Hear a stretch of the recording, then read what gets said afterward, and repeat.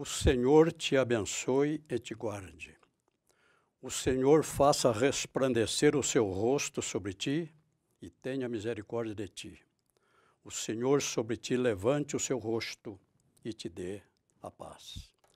Respeitosamente, estamos adentrando o recesso do seu lar para levar até você a santa e bendita Palavra de Deus.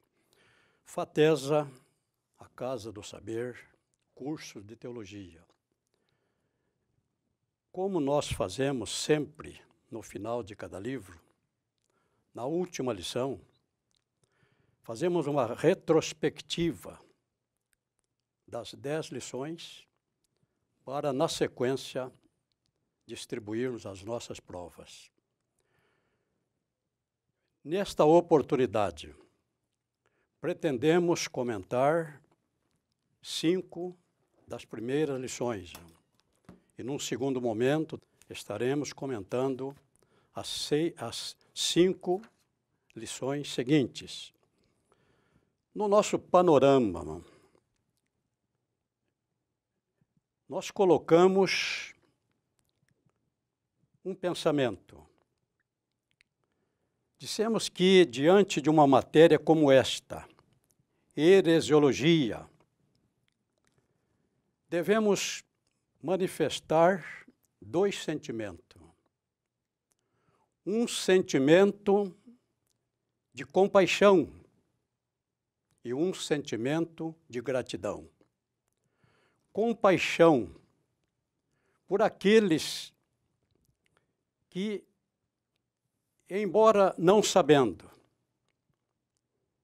que não estão no caminho para o céu, eles imaginam que, através da sua religião, ele chegará lá. E muitos dizem com um certo orgulho, com referência à religião católica, dizem: meu pai foi católico, meu avô foi católico, meu bisavô foi católico, eu sou católico. Eu também já pensei assim. Eu também já falei assim. Nasci no catolicismo. Minha mãe, filha de Maria, muito religiosa. E o seu desejo era ter 2 filhos religiosos, um padre e uma freira. Eu era o candidato a padre. Então, nesse período, eu acreditava sinceramente na religião da minha mãe. Eu estava disposto a ir para o seminário, ser padre. Seria um orgulho para minha mãe e também para mim. Então, quando nós estamos diante da palavra de Deus, deste livro, a Bíblia Sagrada, e quando nós vemos essa grande multidão caminhando, pensando chegar ao céu através de uma religião, devemos sentir compaixão. São religiosos sinceros. Paulo foi um religioso sincero. Ele diz aqui em Atos dos Apóstolos, capítulo 22, Atos dos Apóstolos, capítulo 22, versículo 3 e 5. Paulo declara: quanto a mim, sou varão judeu, nascido em Tarso da Sicília, fui criado nesta cidade aos pés de Gamaliel, instruído conforme as verdades da lei de nossos pais, zeloso para com Deus, para com todos vós sois, como todos vós sois.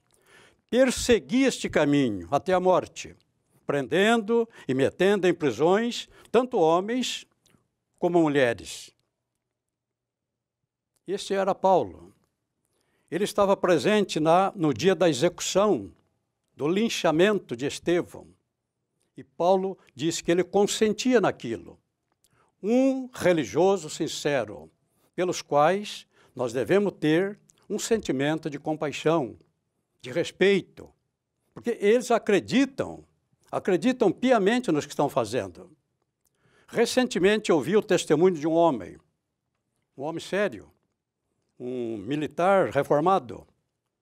E ele estava declarando, numa viagem à Aparecida do Norte, diz ele que era a 8ª viagem que ele fazia.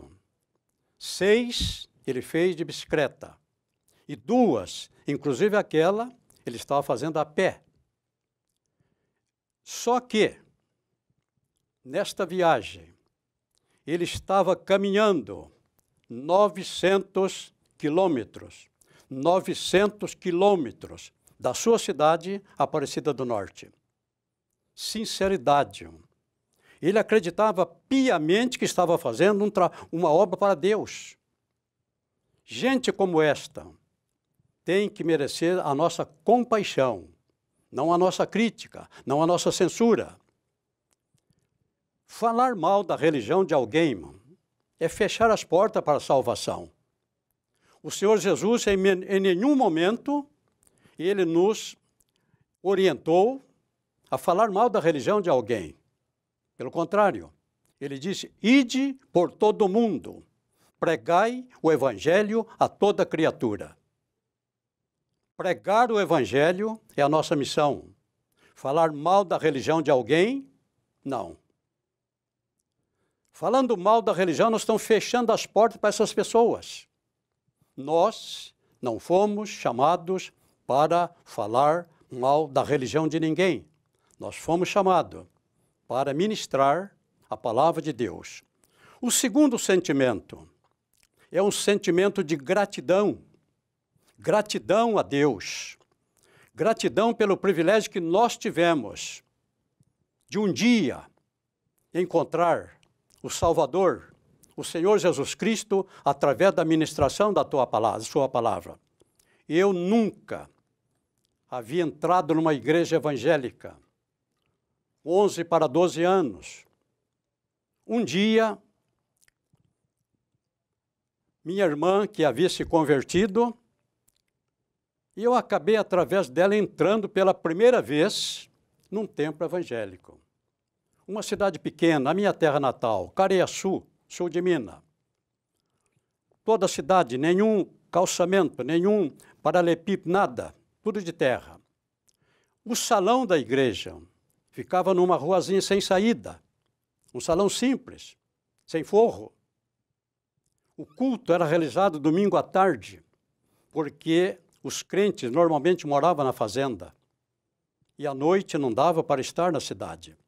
O pregador daquela noite, um homem de Deus, um homem tal como foi Pedro, um homem indouto, um homem que não tinha o curso primário, roceiro, trabalhava na roça na enxada, trabalhava para o patrão.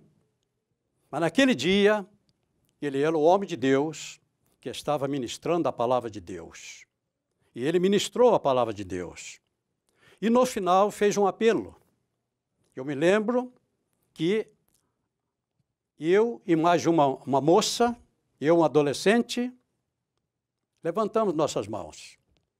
Naquele dia, a minha vida foi marcada. Naquele dia, eu fui marcado por Deus. E através daquele momento, eu estou aqui até hoje. Se em algum momento ele houvesse falado mal da minha religião, eu nunca mais teria voltado àquele lugar. Mas ele ministrou a palavra de Deus. Nós fomos chamados para ministrarmos a palavra de Deus.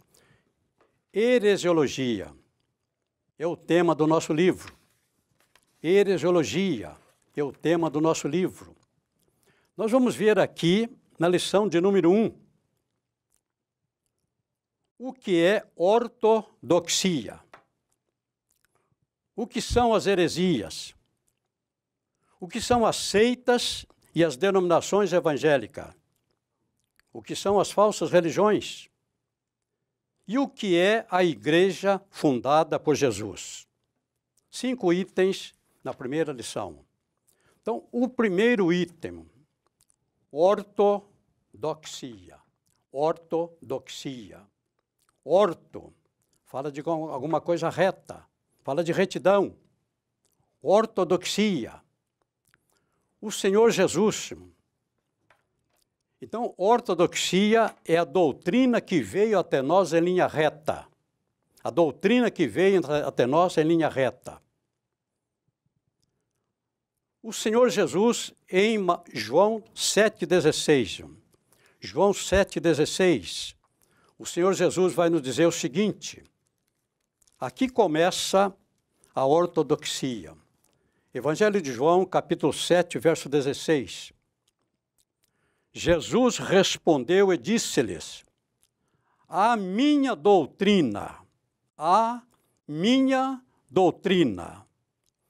não é minha, mas daquele que me enviou.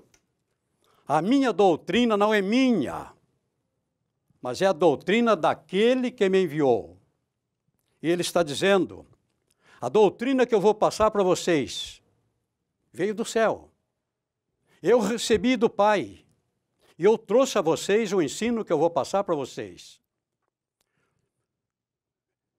Ainda em Marcos capítulo 4, Lucas capítulo 4, e o versículo 32, o Senhor Jesus está escrito, Lucas 4 e 32, e admiravam da sua doutrina,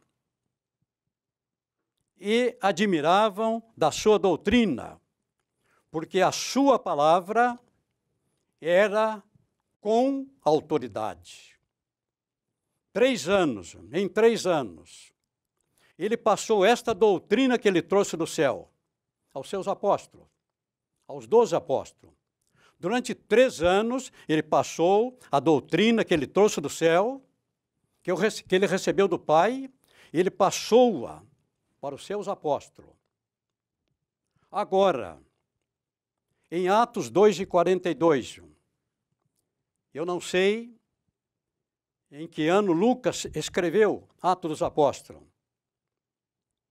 mas talvez tenhamos aqui uns 30 anos depois. Em Atos dos Apóstolos, no capítulo 2, verso 42, Lucas disse o seguinte, e perseveravam na doutrina dos apóstolos,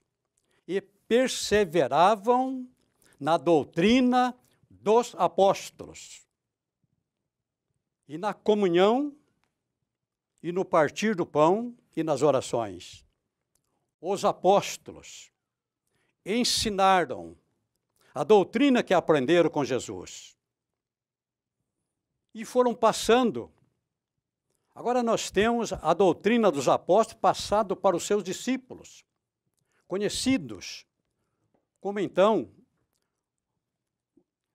os pais, esses primeiros apóstolos, são chamados patrísticos. Os apóstolos que conviveram com os discípulos que conviveram com os apóstolos. Até o ano 100, cada apóstolo que ia passando para a eternidade, ele ia passando o seu legado para o seu discípulo. No ano 100, morre o último dos apóstolos, por volta do ano 100. Agora começa o segundo período, o período dos chamados pais apostólicos. Esses pais apostólicos, até o ano de 100 a 170, são chamados de patrístico. E eles receberam diretamente dos apóstolos. Do ano 170 ao ano 325, o Concílio de Niceia, eles são conhecidos como pais antiniceno. E após o Concílio de Niceia, 325, eles são conhecidos como pais pós-niceno. Esta doutrina que Jesus trouxe do céu, passou para os seus apóstolos. Os apóstolos passaram para os seus discípulos. Esta doutrina, de uma maneira reta, ortodoxa, chegou até nós. Agora, a partir do ano 305, quando Constantino se torna imperador de Roma, agora começa a ser introduzido na religião cristã inovações, criações de homens, começa a ser introduzido as heresias.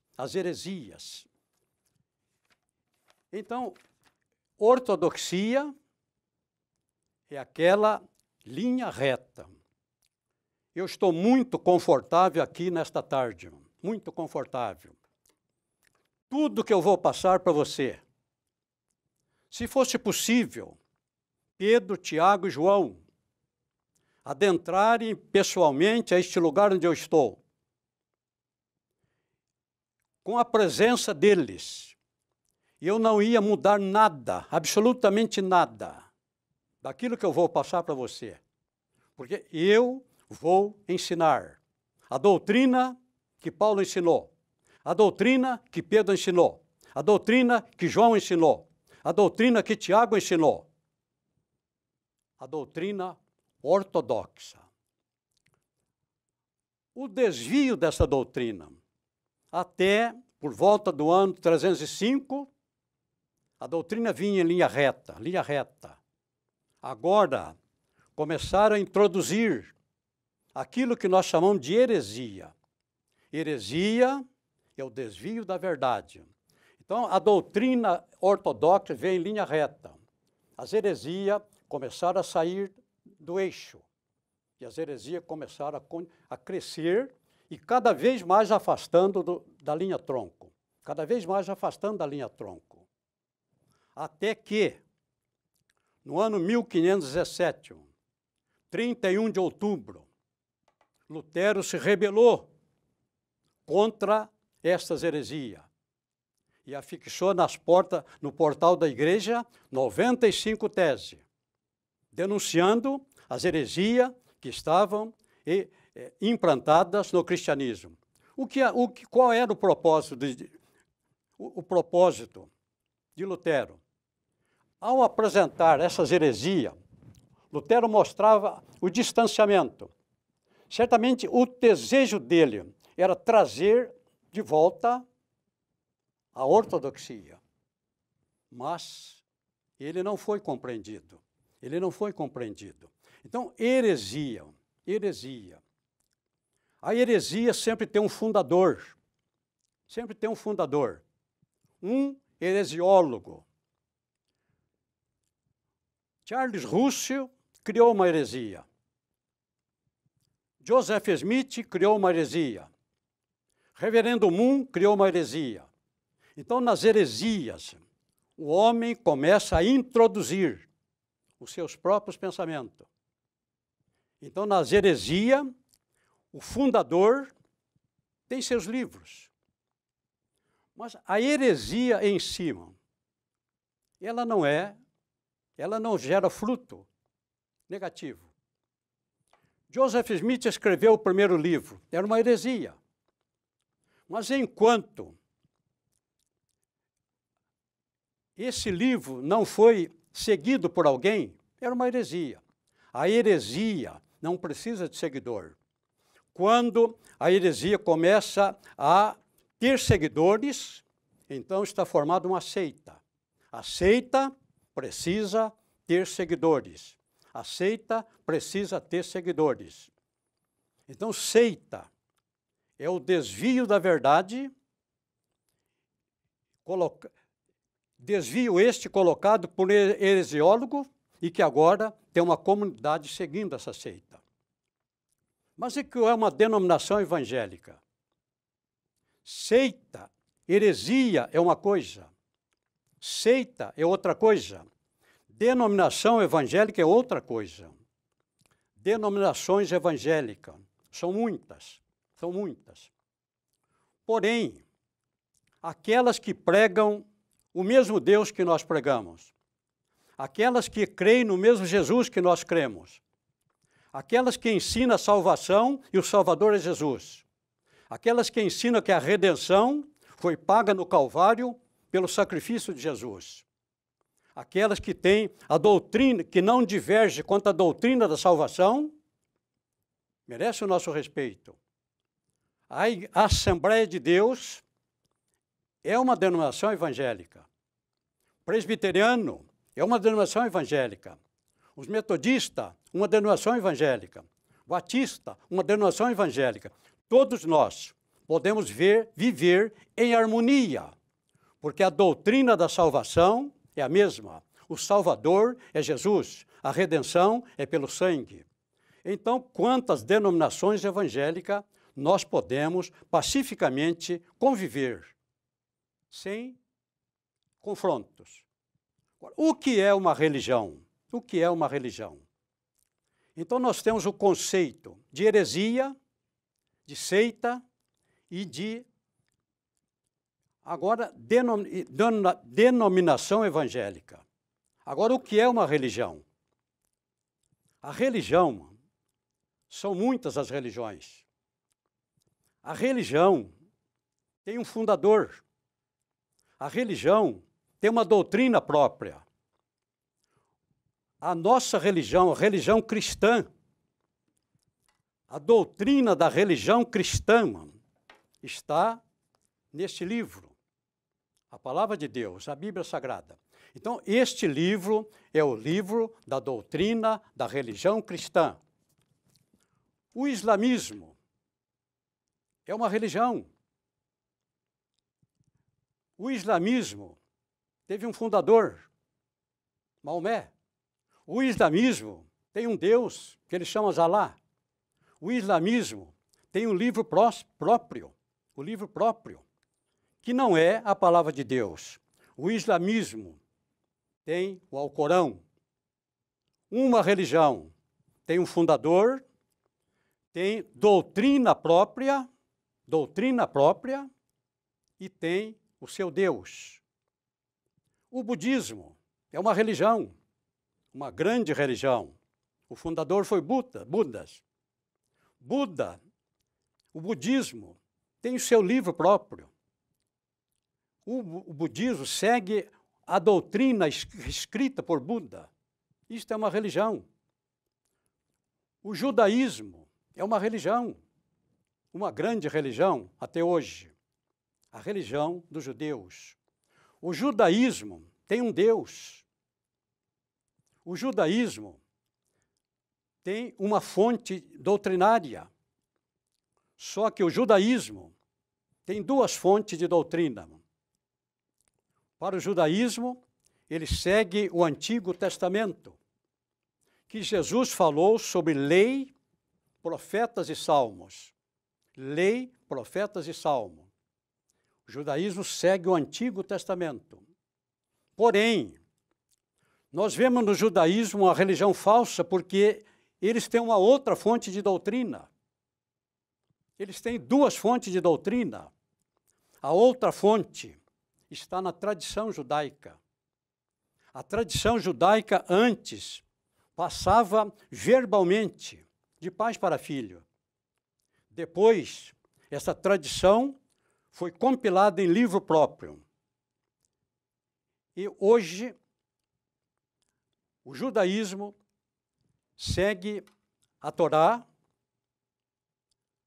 o Antigo Testamento, porém, paralelo, eles têm também o Talmud, que é o livro das tradições judaicas.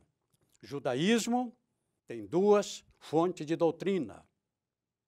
E no judaísmo, assim como nas demais religiões, no judaísmo, nós temos diversas seitas,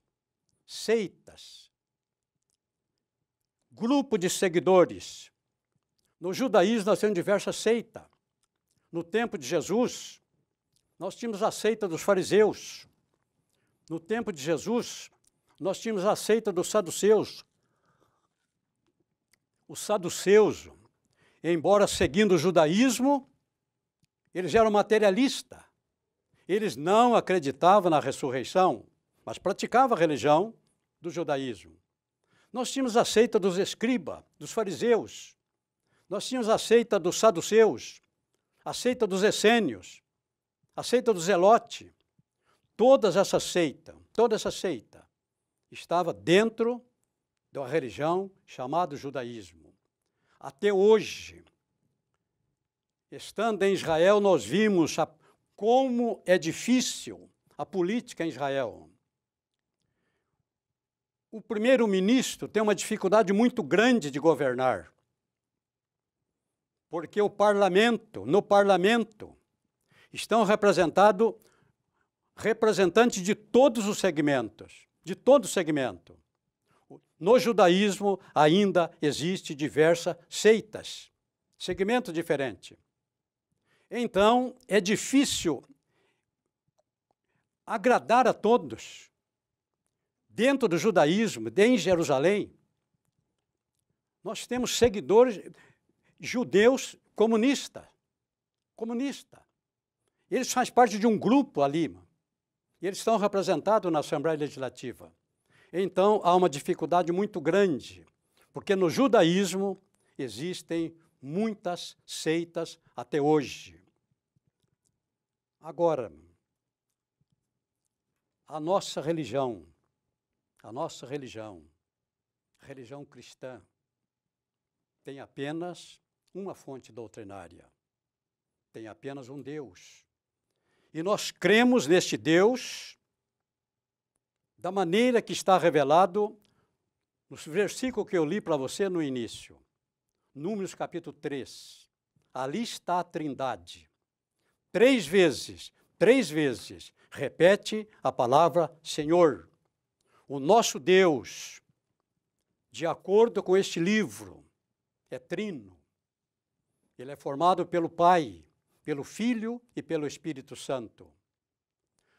A mesma bênção apostólica, sacerdotal, ela é repetida aqui, em 2 Coríntios, o último capítulo. O nosso Deus, o Deus do cristianismo, é trino. Em Números capítulo 6, nós temos a bênção sacerdotal. Aqui em Coríntios, capítulo 13, versículo 13, nós temos a bênção apostólica. Aqui está a Trindade.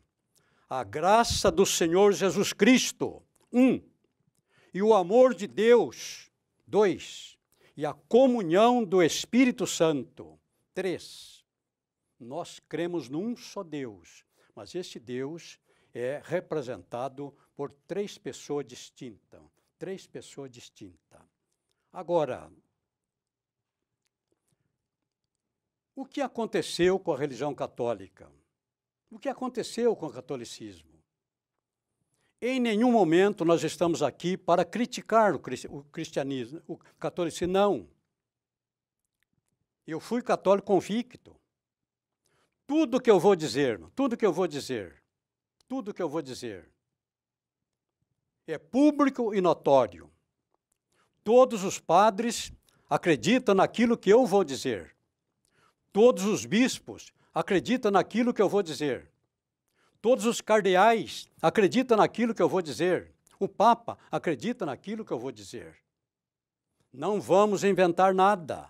Não vamos criar nenhuma inovação na Igreja Católica. Mas, após séculos, a partir do imperador Constantino, começou a vir para o cristianismo muita gente, sem o arrependimento, sem a conversão. Constantino transformou o cristianismo na religião oficial do império. Constantino começou a construir templos até o ano 300, até Constantino. Mais de 3 séculos, mais de 300 anos, a igreja nunca se reuniu num templo. A igreja não construiu um único templo. Agora, a partir de Constantino, a igreja começa a construir grandes templos, megas templos. No ano 380, o imperador de Roma, num decreto, condenou à morte aqueles que não se convertessem ao cristianismo.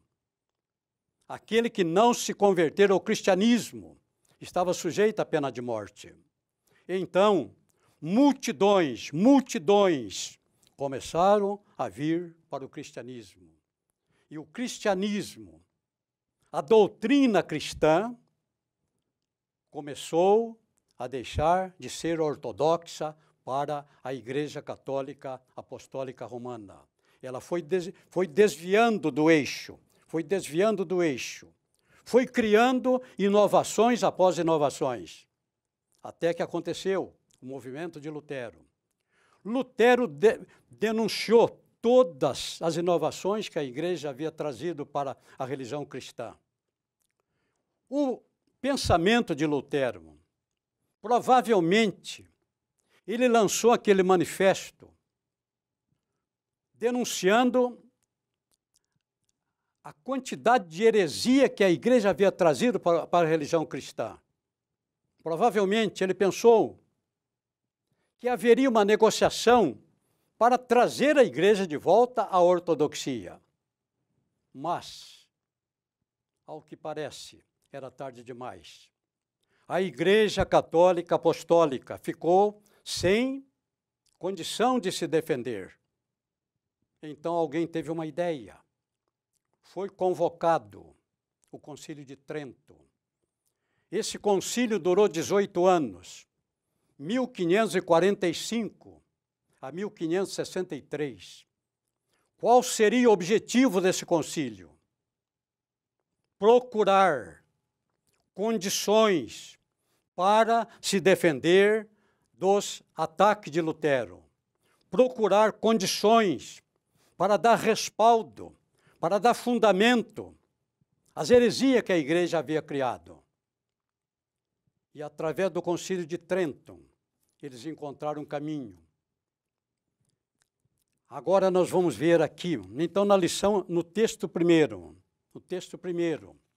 falamos de ortodoxia, falamos de heresia no texto 2, falamos no texto 3 de seitas e denominações evangélicas, falamos no texto 4 sobre as falsas religiões.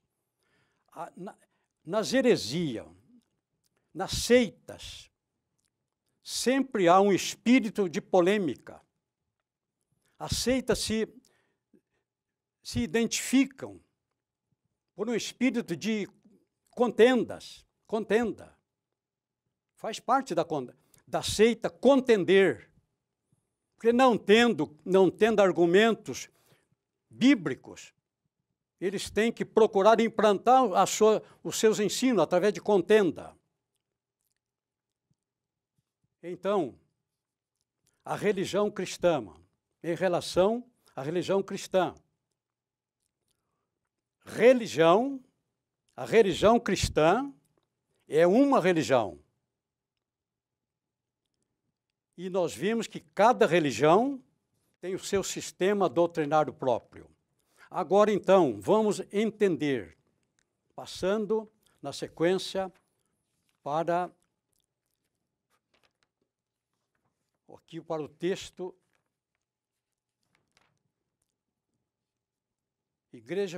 para a igreja fundada por Jesus. Texto 5.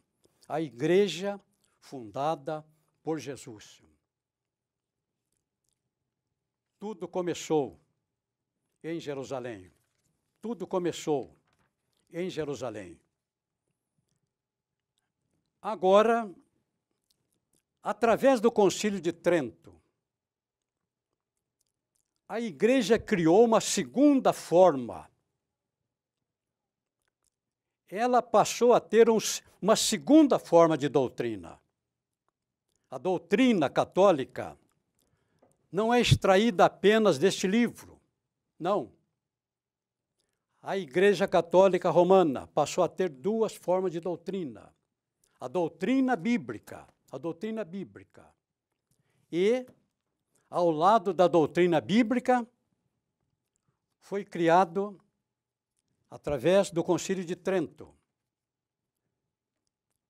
uma nova forma doutrinária. Então, vamos ver aqui quais são as criações do Concílio de Trento. Quais são as criações do Concílio de Trento? O Concílio de Trento, dentre outras coisas, criou 7 sacramentos. Criou 7 sacramentos. Sacramento, a palavra sacramento fala de algo que é sagrado. Para a doutrina católica, o sacramento tem a mesma força da palavra de Deus. É a tradição católica, a tradição. E agora a Igreja Católica Romana tem 2 formas de salvação. 2 formas de salvação. Jesus salva, mas a Igreja também salva através dos sacramentos. Através dos sacramentos. A Igreja também salva através do sacramento. Vamos então ver agora a lição 3. Lição 3. Os 7 sacramentos.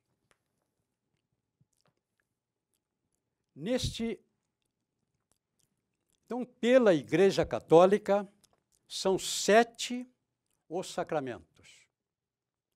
Agora, na nossa igreja,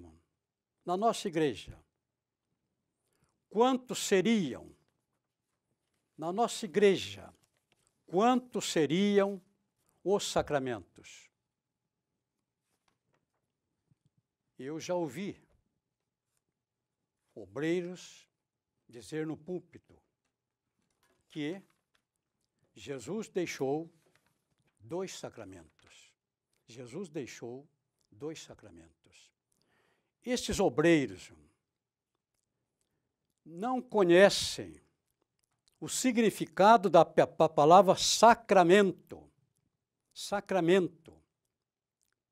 O sacramento é uma das formas pela qual a Igreja Católica acredita que o homem pode ser salvo. Sacramento está ligado à salvação. Então, na minha igreja, nós não temos nenhum sacramento. O que é que Jesus deixou? O Senhor Jesus deixou 2 ordenanças. 2 ordenanças. Uma chama-se batismo. Batismo nas águas. É uma ordenança. O Senhor Jesus disse: ide por todo mundo, pregai o evangelho a toda criatura. Quem crer, precisa batizar. Não é uma opção. O batismo é um testemunho público de que a pessoa está declarando que ela foi salva. Quem crer precisa batizar. Foi isto que aconteceu com o carcereiro de Filipe.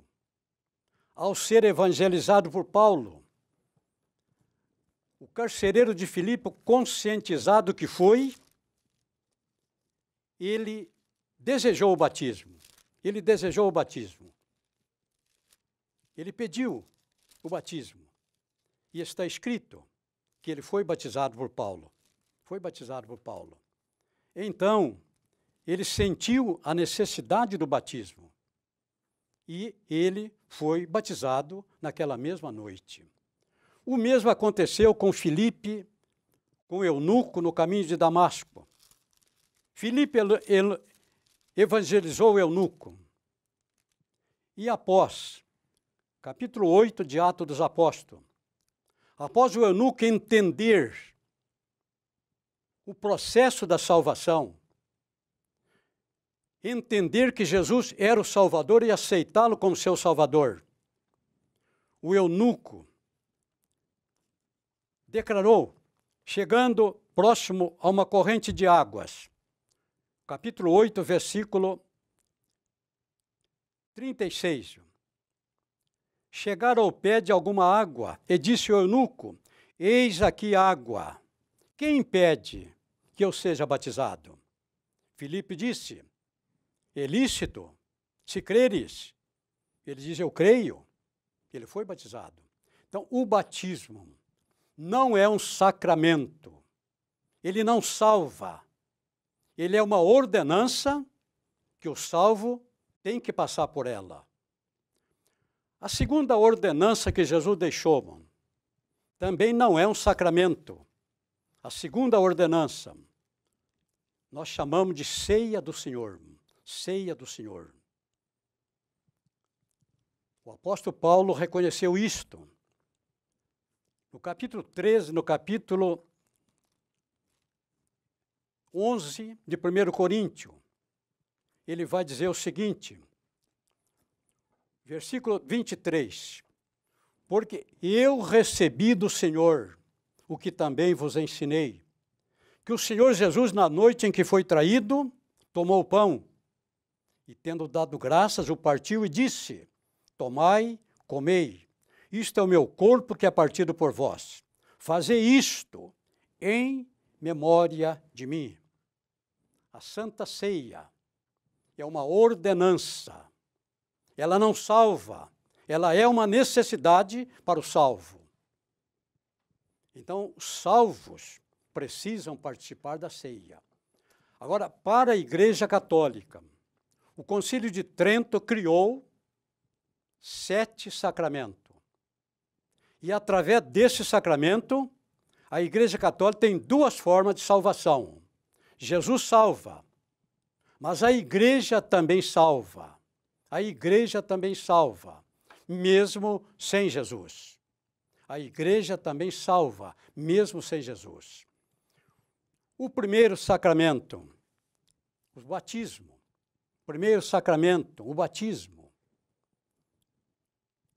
Só que para a Igreja Católica, esse batismo, a criança recém-nascida, se ela morrer, a Igreja Católica entende que ela nasceu com o pecado original. E se ela morrer com esse pecado, ela não vai poder ir para o céu. Então, através do batismo, essa criança tem o seu pecado apagado. E essa criança, se morrer, agora sim, ela poderá estar com Deus. Então, o batismo tem força de salvação. O batismo tem força de salvação. O segundo sacramento é a confirmação, que nós entendemos por crisma. Eu vivi esse momento. Eu fui adolescente. Após o meu nascimento, eu passei pelo primeiro batismo. O batismo, eu fui batizado. Agora, precisavam esperar pela confirmação do batismo. O batismo é feito pelo padre e é feito com água. Mas o segundo sacramento é chamado de crisma. Crisma significa confirmação. A crisma é feita pelo bispo e a crisma é feita com óleo. Cidade pequena como a minha, o bispo passava uma vez ao ano e às vezes não dava para passar em todas as cidades no mesmo ano. Então todas as crianças batizadas ficavam no aguardo da passagem do bispo. E quando o bispo passava, então todas as crianças recebiam o segundo sacramento, a crisma, chamada também de confirmação. Na crisma, é o bispo que faz, não é o padre, é o bispo. E ele faz com azeite, não é com água. Ele vai pegar o azeite e vai colocar azeite na testa da criança. O bispo, neste ato, está assumindo o lugar de Cristo. O bispo, neste ato, está fazendo aquilo que nós cremos e nós chamamos de batismo com o Espírito Santo. Esse batismo com o Espírito Santo é feito por Jesus. O Espírito Santo é simbolizado pelo azeite. Então, pela Igreja Católica, o bispo tem o poder de trazer o Espírito Santo para habitar naquela criança. Terceiro sacramento, Eucaristia. Eucaristia. A Eucaristia é o mesmo que nós chamamos de Santa Ceia. Santa Ceia. Então, a Eucaristia, nós temos aqui no nosso livro a história da Eucaristia. Quando? O que é a Eucaristia?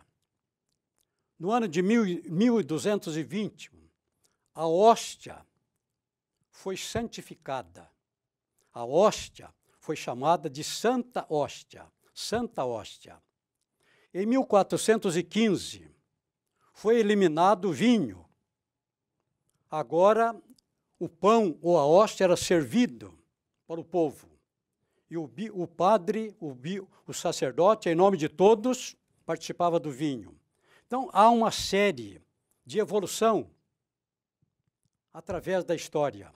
Então, na Eucaristia, o terceiro mandamento, para a Igreja Católica, existe a doutrina da transubstanciação. Transubstanciação.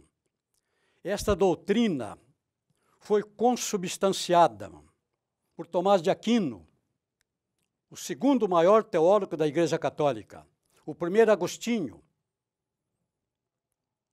que nasceu no ano de 1430 e morreu em 1465.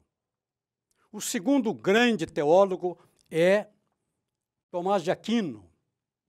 Viveu entre os anos 1224 e 1274. Tomás de Aquino é o autor da chamada transubstanciação. Eles entendem que no ato da comunhão, Jesus está corporalmente na hóstia. Jesus está corporalmente na hóstia. Ele se transubstanciou. Então, quando a pessoa recebe a hóstia, não pode mastigar, não. Tem que deixá-la dissolvendo na boca. O sacerdote entende que Jesus está corporalmente. Assim como no vinho, ele é transformado literalmente no corpo de Jesus. Tudo isto são inovações que foram acrescentadas à religião chamada católica romana. O quarto sacramento é chamado de penitência. Penitência. Pela penitência, segundo a doutrina católica, tudo que eu estou dizendo aqui, todos os sacerdotes sabem disto. Eu conheço a doutrina católica, tanto quanto muito sacerdote, e até mais do que alguns, porque alguns se preocupam mais em desenvolver um pensamento político e deixa a palavra de Deus em segundo plano. Então, o que eu estou dizendo, todos os padres sinceros sabem, todos os bispos sabem, todos os cardeais sabem. O Papa sabe. Eu não estou inventando nada, eu estou dizendo o que está no livro. Eu estou dizendo o que está na doutrina da Igreja Católica Apostólica Romana. Penitência.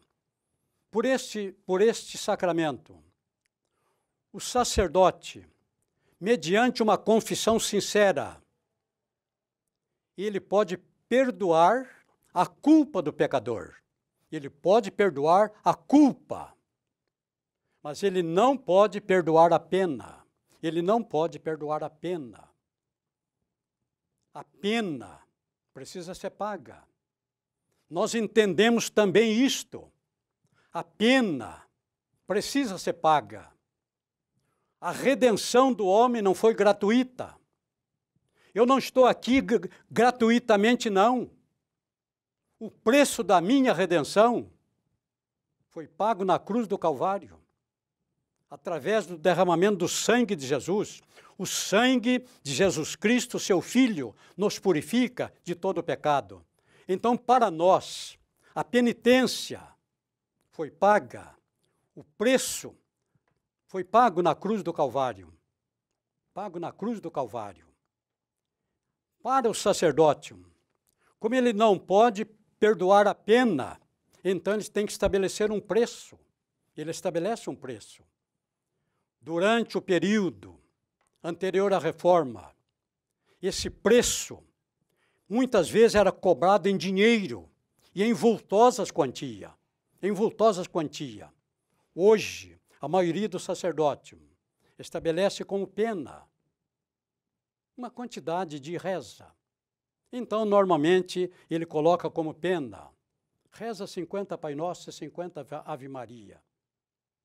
Então, esta é a razão pela qual nós vemos pelas estradas, homens caminhando a pé, pé sangrando, eles estão pagando uma penitência. O padre perdoou a culpa, mas eles têm que pagar o preço da redenção. Para nós, a nossa redenção foi paga na cruz do Calvário, através do sangue de Jesus. A quinta penitência, a extrema unção. A extrema unção. A Igreja Católica Apostólica Romana pode salvar sem Jesus, por este sacramento chamado extrema unção. Se um católico não precisa hoje ser o padre, também os católicos estão autorizados a fazer isto. Passando pela rua, uma pessoa está morrendo, foi acidentada ou sofreu um AVC, ele está morrendo. Ele é ímpio, ele está blasfemando contra Deus. Ele está maldizendo o céu e a terra. Mas se um católico romano, com um pouquinho de azeite, se ele tiver na mão um pouquinho de azeite, ele pode ungir esse moribundo com esse azeite e ministrar a ele a extrema unção. Ele está xingando Deus de todos os palavrões, mas ele vai ter que ir para o céu, porque ele recebeu a extrema unção. A Igreja Católica salva, até mesmo sem Jesus. O sexto sacramento, as santas ordens. Eu, quando pequeno, ouvia falar, o filho de fulano vai ser ordenado padre. E a gente não entendia o que é isto. Então, o menino, na época, ia para o seminário por volta de 7 anos. Ficava lá quase mais de 15, quase 20 anos. E nós entendíamos que esse tempo todo ele estava ele estava estudando para ser padre. Não sabia que ele ia fazer 5 anos de curso primário, 4 ou 5, 3 anos de curso médio, depois 4 anos de teologia. Depois de mais ou menos 16 anos, ele saiu do seminário, mas ele não era padre. Ele era um teólogo, mas ele não era padre. Para se tornar padre, ele tem que receber as santas ordens que são ministradas pelo bispo. Enquanto o bispo não coloca sobre ele, não unge com azeite, não confere a ele o poder para ser um sacerdote, ele é apenas um teólogo. Agora, através das santas ordens, ele pode rezar missa, ele pode perdoar pecados. Então, isso se chama santas ordens. Na sequência, nós temos a sétima unção,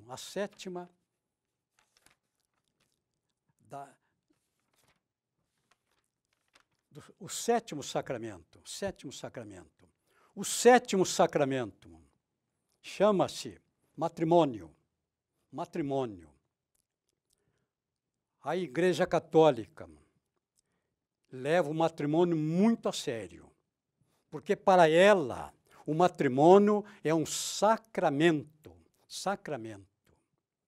Em hipótese nenhuma, ela pode desfazer um casamento. Em hipótese nenhuma, a Igreja Católica aprova o divórcio. Ele é um sacramento. Ela une duas pessoas fazendo das duas pessoas um só corpo. E essa união para eles não pode ser dissolvida.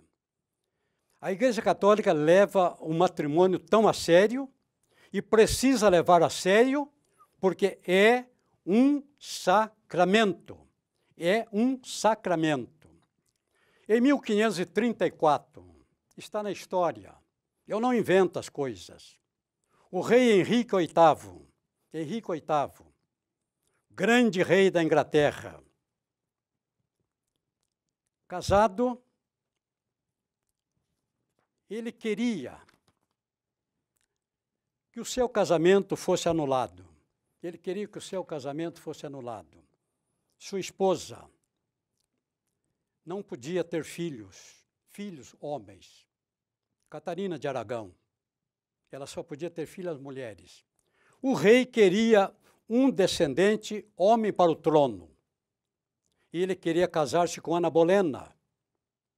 E o rei Henrique VIII fez uma solicitação ao Papa Clemente III para anular o seu casamento. Mas o Papa Clemente III não atendeu o pedido do grande rei Henrique VIII. Então, o que fez o rei? Separou a Igreja da Inglaterra da Igreja de Roma. Criou uma igreja independente. É a mesma doutrina de Roma, mas ela não está subordinada ao Papa. É a chamada Igreja Anglicana. Essa é a igreja até hoje na Inglaterra. É uma igreja com todo o formato da Igreja Romana, mas ela não tem vínculo, não tem subordinação ao Papa. Então, a Igreja Católica, em virtude de ser o casamento um sacramento, em hipótese nenhuma, a essa igreja casa divorciado. É um sacramento. Estamos nos aproximando. Então, para a Igreja Católica, são duas formas de salvação. Jesus salva, mas a igreja, sem Jesus, também pode salvar. Isto para nós, não é apenas uma heresia. Isto está acima de todo o nosso entendimento. A Igreja Católica tem duas maneiras de salvar. Jesus é um Salvador, mas a Igreja, através dos 7 sacramentos, também pode salvar a pessoa humana. Então, é isto que nós estamos vendo aqui, irmão, sobre a nossa lição primeira.